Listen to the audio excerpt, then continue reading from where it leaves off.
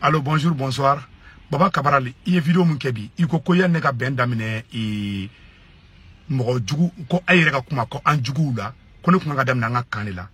Baba, ine siguma ben damine anga kande folola yani nga sisiderma baba al Qur'an fle ne sigu to ngara bulu dale flaka. Baba mbulu dale me Qur'an ga be kuma info fuka akote orani ba. Baba mbulu fle Qur'an ka naga surani madilika fo do nga be ka fara ngon ka ko ga leader kele choisi ko ke Abdou Nyangi ne siguma dili ko fo. Ne Mandela wuli e baba nyafo e refana yana ka fo Abdou Nyangi na Abdou Nyangi iye sereye bi iye sereye sini ala be benga ni ngedom baba ine sigute mali kele ne ka kele te mali kudi mbulu fle Qur'aneka baba boy ki bulu da ka Qur'aneka naga so iye mum bo i dara bi ki be ka tiye de fo baba ne sigu be mbulu da Qur'aneka mbulu fle Qur'aneka Qur'ane fle ne mbulu baka naga so ne tate kali mali kudi baba ni I wole ka aw bela jelen wuli nganga Abdou Nyangi Kenya mo yi primo d'abord ale be malla deuxième mois akarane do abise to wakana ne karanu na obewo me munane jena nyamo yako harama den ibe karya kodo de la ne jena nyamo yako ka to nganga ke Abdou Nyangi ima sonde itarika génération kabaral créé baba association kemeni mo wan farale ngonga président a ujachiu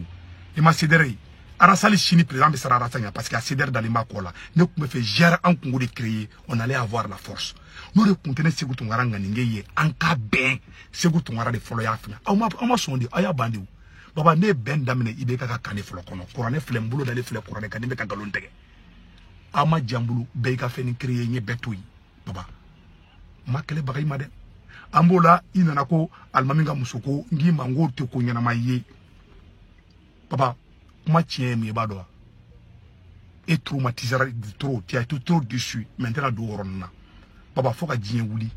et ton camarade ne ton arade ayen sanango madi baba foka djien wuli ne ti jafa ne ti ga vocal di moma baba une conversation fin ke a benin kaburu che wallahi nya be effacer nte fe ka ala marabulu au moins nga téléphone nga ta bingo do ta ka changer quoi baba ne ti mo ka vocal labo o e fo yadi baba mo muya aw goya Karim ya aw yerdama de boran ngonga vocalu yi ay ngon to tien devant Karim o tene no yede depuis ala kan dama delika mo to tien Karim ya we mo yi seulement je parle avec Karim net les clément mo to fa yana mais ne be tien fo ko baba kabaral aw ne ka goya ngonye ibe ka fani mo ye Mamoudou go doga ndona beka inbox kono ngai diko toyi ay dina mo toyi baba digo kadine ba foko saya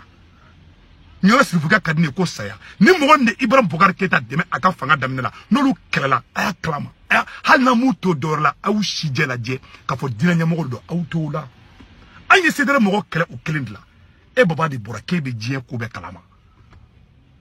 baba ira la kimna doni sa e be yela ne ma be ne ridiculiser ouais sedere mo fo si ou te fin kalama se gudu ta se ko boda papa moi j'ai enseigné au Mali pendant 5 ans avant de venir. Il était en Amérique Goldinda, qu'on est fatoyé, ou bien la Galakatoye. Il était en Amérique Goldinda. Tout le monde sait que le gars, il était sérieux. Ne comment débattre une bekalangui. Ala sago, isago. Iba wan ka mananje, lat jalo, ne olu bekala. Olu ba donner mo mi. Baba ne ka ko de golinde diem rosila. Ne donner beka sur Facebook yerte.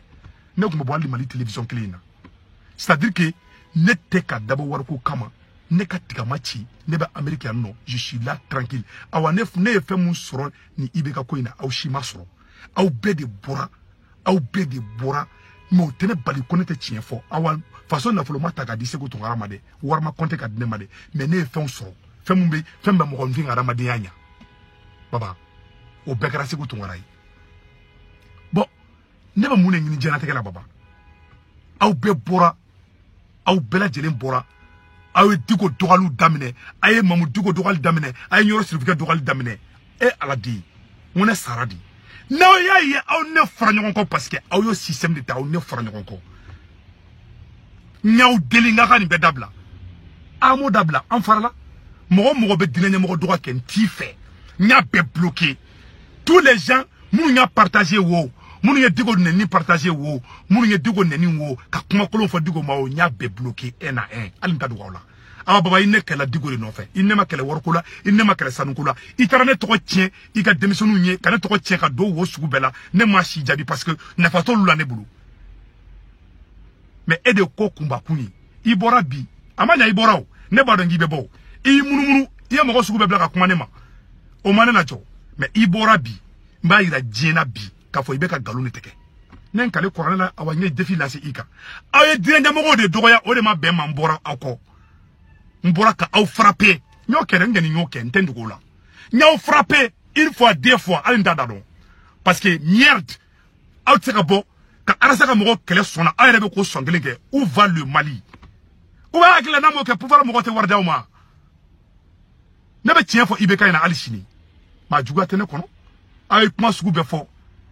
ate ibe ka fede a egrilu no de fenta bulu de mo fe be ka fo ko fentene bulu femene bulu ka tema be ka a beninga janate ke che ne fe mu soro ni ko la awshima soro matinye de fa yana bikoyi ala sago aw sago awari sini ne be contre ka fen soro hali sini ne be contre ka relation soro awane akili sigide ko ngomi rala mode pia nte yoyo nte sanfona anga sabali anga ke bangmali ba yife anga yere ka intérêt personnel bla anga mali intérêt bla ayere ka intérêt personnel sans fait même c'est der mo ka nyonye naga soro ne ma dabo faso de nyumaya de kama Qur'an flè ne mbulu dale flè Qur'an kan ne ka kerete maliko de mbulu flè Qur'an kan de baba boy ki kale Qur'an la ye kuma chama fo de boy ki kale Qur'an la de baba ne benda mne ibe ka kanna aw ko kawte abdunyan fe ayere ma kumbe kella wakati da men te fe kanda do la baba fo ka jien wuri ne te boni mo ko ka vocali mo be vocali ke fama o te daila mo ko shite daila sali mali jeunesse divisé là de bébé escroqué bébé vocaluta fama be da aula fama be da auna umma dilika ne ka ke olu danela u yaw beyo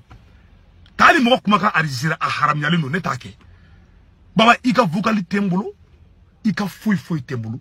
mi kuma ka ma ali ka vocal transférer ndana avec chugumi je n'ai jamais fait mais j'ai l'amour de ma patrie baba ala sago isago ye kuma mfobi baba mais allez sini la porte est ouverte pour toi baba ne re e wuli maintenant détail du sur Facebook baba ne horon di de ne ni mo te kele ko ngaski Facebook way ngeni ndima de ni ne kan te ere kunte ni kede ay ko chama ke sekere la kuy awane to fo debi ala kandama mo libu awanta ke fana baba ala sago isago ni be ben fait baba ani sedere mo ko be fa ngo sedere mo ko tan jugu yede ni sedere mo ko mu yele la ne ma o kungu ya buluguyi yere ka kuma ko sedere mo ko be ka ne fele na lo madi o kuma be na yele de quoi tu vois naf o yere foro kadini parce que o est signe de bonté di j'ai été être gentil c'est être trop con faranti de nyuma don we ne nyuma ka do fa kite fendon di o la to ambe be ko fait donc mo de fo ne be sedere je suis sincère je ne suis pas hypocrite mbef ben mu no fait malais jeune nu nyonche nin sincère lente nin te ka kenga ni nyumar la ko malien don ka be ko chekoroba ka ta ninga combat to de ko malika bonola malika yere ma horonya soro angana ke tobu ka jonye ni segu tongara ka combat to de mbulu fle Qur'an kan baba ala sago isago bo ifana ki bulu Qur'an kan malien dembe na jede ngai ne be video bla la